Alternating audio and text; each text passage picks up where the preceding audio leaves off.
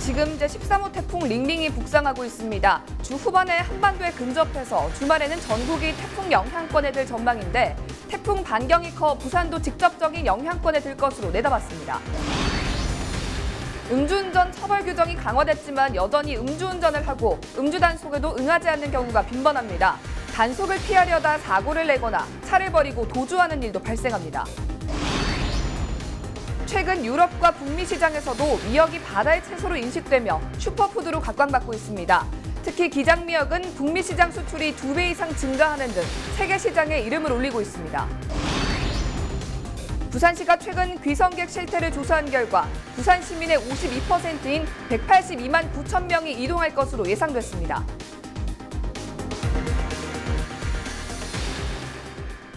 여러분 안녕하십니까? 헬로티비 뉴스 부산입니다. 지금 제13호 태풍 링링이 북상하고 있습니다. 주 후반에 한반도에 근접해서 주말에는 전국이 태풍 영향권에 들 전망인데요. 강한 비바람도 우려되고 있습니다. 큰 피해 입지 않도록 미리미리 대비하셔야겠습니다. 차선영 기자가 태풍 정보 전해드립니다. 제13호 태풍 링링이 점차 세력을 키우고 있습니다. 2일 오전 9시 필리핀 부근에서 발생한 13호 태풍 링링은 수요일 밤 9시에 타이완 타이베이 부근 해상까지 올라온 후 금요일 오전 제주도 해상까지 다가설 것으로 전망됩니다. 토요일 오전 9시에 군산 해상으로 올라와 하루 동안 한반도에 영향을 주고 일요일 오후 북쪽으로 빠져나갈 것으로 보입니다. 하지만 부산 기상청은 태풍 링링이 뜨거운 바다의 에너지를 흡수하면서 중경급 이상으로 태풍의 반경이 큰 만큼 부산도 직접적인 영향권에 들 것으로 내다봤습니다. 부산은 이 태풍 영향으로 6일에서 8일 사이에 비가 오겠고 특히 7일에 강한 비바람이 예상됩니다. 지난 7월 발생한 다나스와 비슷한 경로로 이동 중이지만 세력은 훨씬 강할 것으로 기상청은 설명했습니다. 올해 7월 20일에서 21일 부산에 영향을 준 다나스는 서해상으로 들어와 당시 200mm 이상의 폭우를 뿌렸습니다. 가을 장마로 이미 많은 양의 비가 내려 지반이 약해진 데다 강한 태풍이 올라오고 있는 만큼 철저한 시설물 점검과 태풍 취약 지역의 대비가 필요한 상황입니다. 헬로티비 뉴스 차선영입니다. 음주운전으로 끔찍한 사고를 겪고 규제도 강화됐지만 여전히 술을 마시고 운전을 하는 사람들이 있습니다. 단속을 피하겠다며 술에 취한 상태로 고개 운전을 하고 사고를 낸 뒤 차를 버리고 도주하는 일도 있습니다. 언제쯤 음주운전이 사라질까요? 안수민 기자의 보도입니다. 음주 단속을 하던 경찰관이 정지 명령을 내립니다. 갓길에 멈추는가 싶더니 빠르게 도주하는 승용차. 신호를 무시하는 건 기본, 중앙선까지 넘나들며 도로를 질주합니다. 음주 단속을 피하기 위해 위험천만한 추격전을 벌인 대학생 A씨는 15km가량을 달아난 끝에 경찰에 붙잡혔습니다. 검거 당시 A씨의 혈중 알코올 농도는 0.064%의 면허 정지 수준이었습니다. 음주 단속 중에 검문에 불응하고 도주하시면서 여러 가지 법규를 동시에 위반하실 경우에는 난폭 운전으로 가중해서 처벌이 됩니다. 음주운전을 하다 사고를 내고 도주하는 경우도 비일비재합니다. 지난 2일에는 면허 취소 수준의 음주 상태에서 앞차를 들이받은 남성이 40km가량을 도주하다 경찰에 붙잡혔습니다. 이 남성은 과거에도 음주운전으로 면허 정지 처분을 받은 이력이 있었습니다. 운행 중에 광안터널 내에서 피해 차량을 추돌하고 이후 사고 처리하는 과정에서 도주하다가 차량에 화재가 발생해서 근거되게 된 사건입니다. 지난 3일에는 술을 마시고 운전을 하던 23살 A씨가 전봇대를 들이받고 사고 현장에서 도주했다 경찰에 붙잡혔습니다. 교통사고에 피해자 구호라든지 현장에서 필요한 조치들이 필요한 부분에 대해서 조치를 안 한 부분에 대해서 저희가 쉽게 말하면 뺑소니로 가중 처벌되게 된다고 보시면 됩니다.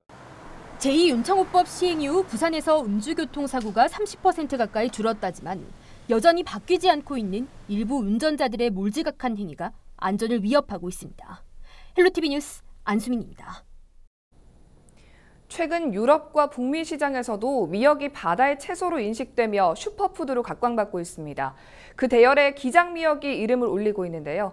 국내외로 인정받고 있는 기장미역을 김현정 기자가 취재했습니다.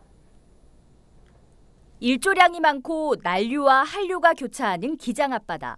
때문에 기장미역은 유엽의 움직임이 활발히 이뤄지며 성장해 가늘고 길고 쫄깃한 식감을 자랑합니다.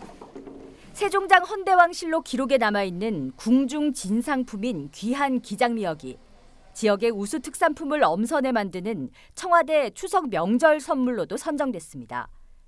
기장미역은 지난 2016년 문을 연 기장군 해조류 육종 융합연구센터에서 더 나은 서식 환경과 품종 개발을 위한 끊임없는 연구가 이뤄지고 있습니다.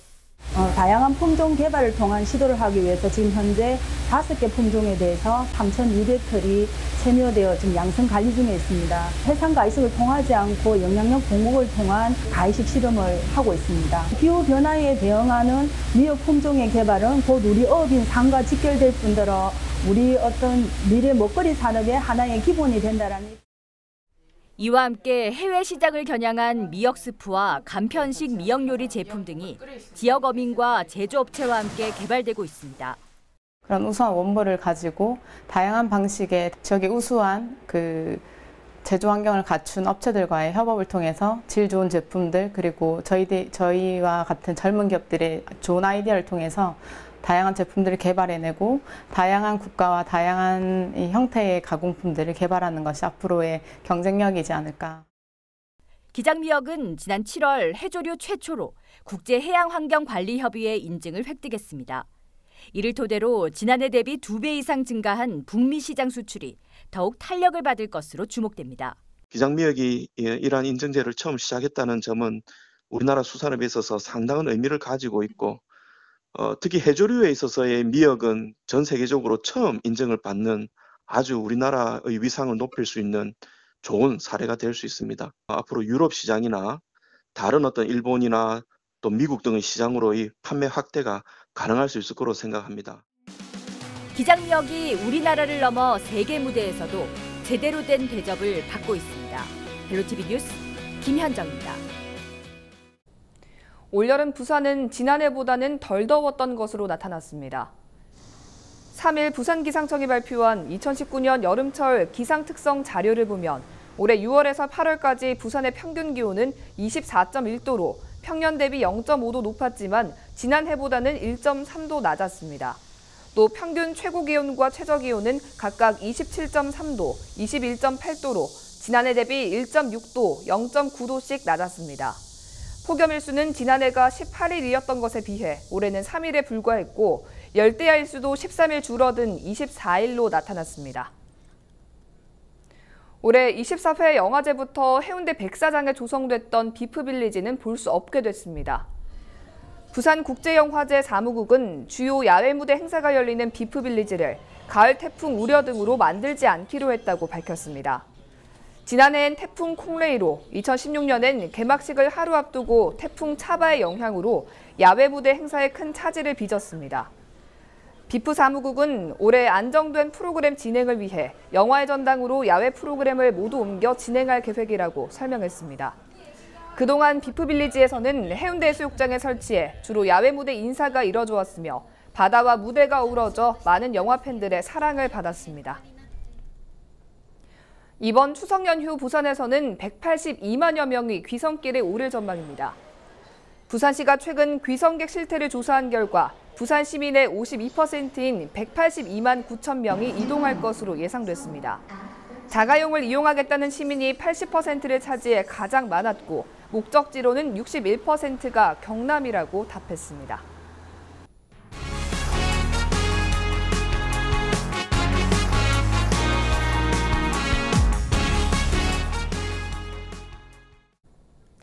뚜르드 DMZ 2019 국제자전거대회가 폐막했습니다. 올해는 강원 고성에서부터 인천 강화까지 510km 구간에서 펼쳐졌습니다. 이정화 기자입니다. 뚜르드 DMZ 국제자전거대회의 마지막 날, 영광의 얼굴들이 한자리에 모였습니다. 국제사이클연맹이 아시아에서 유일하게 공인한 청소년 자전거대회인 뚜르드 DMZ 국제자전거대회. 비무장지대와 접경지를 달리며 의미를 더했습니다. 참가자 여러분들은 아름다운 자연경관과 더불어 남북 분단의 아픔을 간직한 곳들을 이번 대회를 통해 보시고 느꼈을 것입니다. 이번 대회에는 네덜란드와 미국 등 15개 나라 21개 팀 모두 120명의 선수가 출전했습니다. 세계적 유망주들과 함께 뛴 한국 선수에게도 뜻깊은 시간이었습니다. 우리나라 시합에서 경험할 수 없는 속도감이랑 또 다른 나라 선수들과 타보게 되어서 좋았고, 일단 이 대회에 참가할 수 있게 되어서 정말 좋은 경험이라고 생각하고, 개인 수상자 10명 가운데 우승 트로피를 들어올린 유럽 선수는 2억 마일이 떨어진 한국에서 열린 경기가 유독 기억에 남았습니다. Yeah, I do think it's a bit different. We don't get to race the Asian teams that much, so it always makes a difference. And but I really enjoyed racing here, and I'm hoping to race here back next year.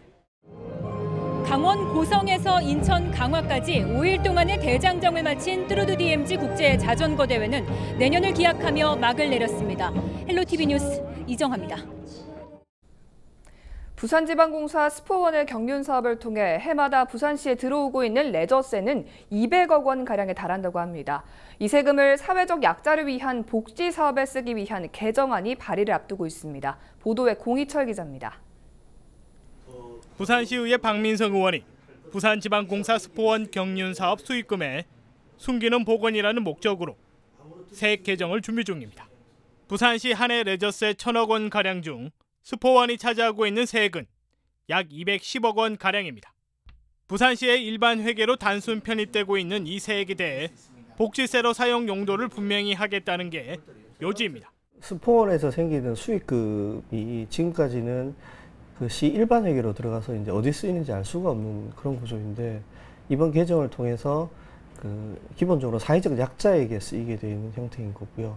그리고 이제 도박으로 인한 중독 그 분들에 대한 심리 치료나 이제 일반적 치료에 쓰이는 걸 기본으로 하고, 그리고 이제 금융복지, 그러니까 신용불량자 분들의 신용 회복에 도움이 될 수 있도록 하는 구조라든지 소송 비용에 쓰이게 되는 걸 우선으로 해서 전반적으로 우리 사회의 약자를 위한 일종의 이제 복지세처럼 이제 쓰이도록.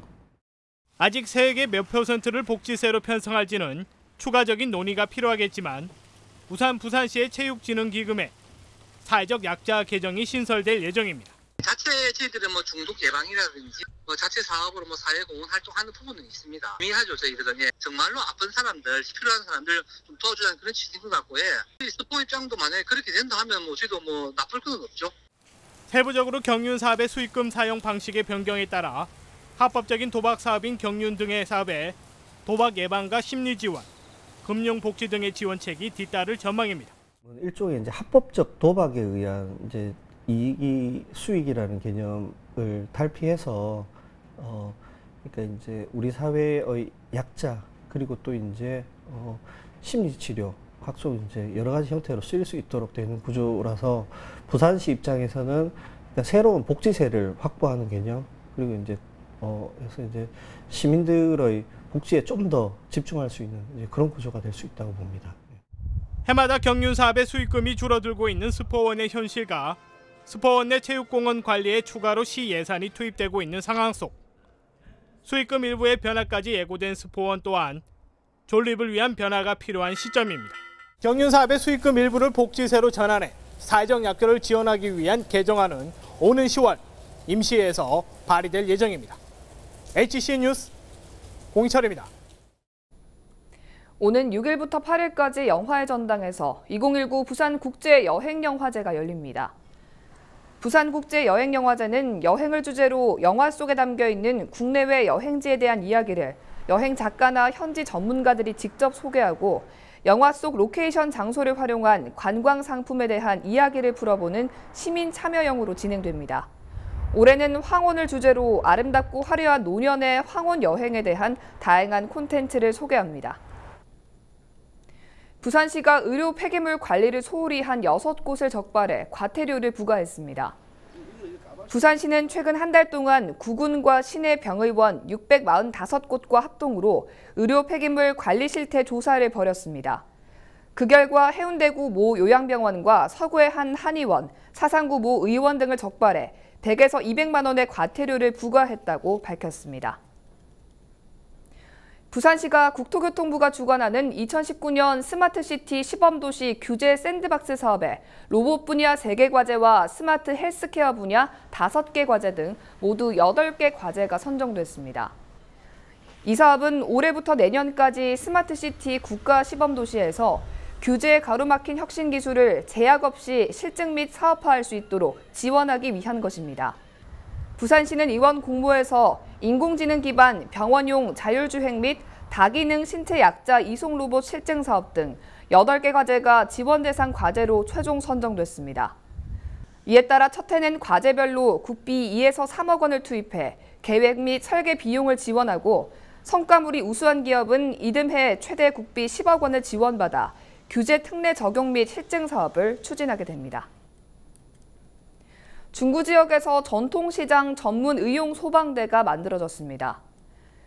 전통시장과 상가가 밀집된 중구의 특성을 반영해 부산에서 처음으로 독립된 전문 의용 소방대가 구성된 것으로 지역 내 시장 상인 23명이 참여합니다. 전통시장 전문 의용 소방대는 3일 발대식을 시작으로 화재 안전관리 및 긴급 상황 발생 시 골든타임 사수 등 안전지킴이 역할을 담당하게 됩니다. 부산시가 시청에서 연산교차로의 가변차로를 3일 오후 5시부터 폐지한다고 밝혔습니다. 이번 부산시의 조치는 BRT 공사에 따른 것으로 23년 만에 폐지되는 것입니다. 부산시는 시청에서 연산교차로 가변도로를 시작으로 부전에서 서면, 서면에서 광무교 구간도 순차적으로 폐지할 것이라고 밝혔습니다.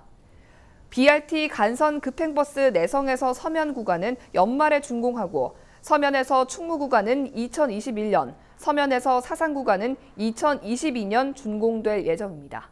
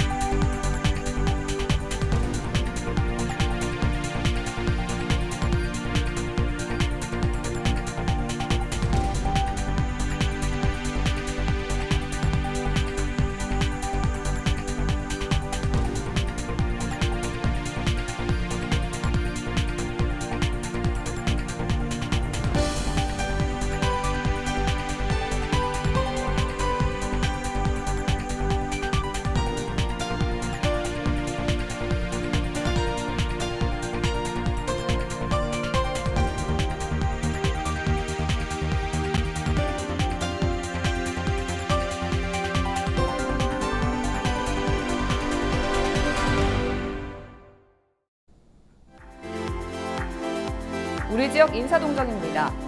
오거돈 부산시장은 4일 오전 11시 제5회 대한민국 해양안전 엑스포에 참석합니다. 정미영 금정구청장은 오후 2시 추석맞이 사회 복지시설 등 방문 격려에 나섭니다. 최영욱 동구청장은 오후 2시 부산 대개조 정책 투어 동구 비전 선포식에 참석합니다. 서은숙 부산진구청장은 맑고 향기롭게 성품 전달식에 참석합니다. 김철훈 영도구청장은 부산 관광기업지원센터 개소식에 참석합니다. 홍순원 해운대구청장은 오후 4시 30분 해운대 온천길 보행 환경 개선 사업 중간 보고회에 참석합니다.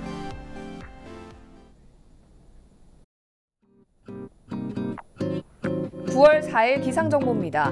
4일 수요일 부산 지역 아침 최저기온 22도, 낮 최고기온 27도 예상됩니다. 비가 내리는 가운데 바람이 다소 강하게 불겠습니다. 전국 날씨입니다. 전국이 흐리고 비가 내리고 있습니다. 5일까지 중부지방에는 최대 200mm, 남해안은 100mm, 그 밖의 지역은 80mm가 내리겠습니다. 바다 날씨입니다. 남해상에서 천둥 번개가 일겠고요. 너울에 의한 높은 물결이 해안도로나 방파제를 넘는 곳이 있겠습니다. 주간 날씨입니다. 이번 주 내내 비가 내리는 가운데 이번 주말에는 태풍의 영향권에 들 가능성이 있습니다. 발표되는 기상 정보를 잘 참고하시기 바랍니다. 이상으로 뉴스를 마칩니다. 시청해주신 여러분 고맙습니다.